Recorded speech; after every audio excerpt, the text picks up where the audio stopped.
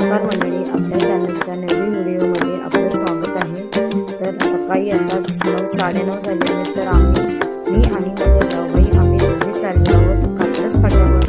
खाडीमध्ये कात्रज फाट्यावर आतमध्ये असलेल्या खाडीमध्ये शिंपले आणायला वहिनी आणि शिंपले आणायला जाणार आहोत। तर सकाळी भरतीची वेळ असते, नंतर थोडं 11 वाजेपर्यंत गर्दी कमी होते, तेव्हा आम्ही शिंपले आणायला जाणार आहोत।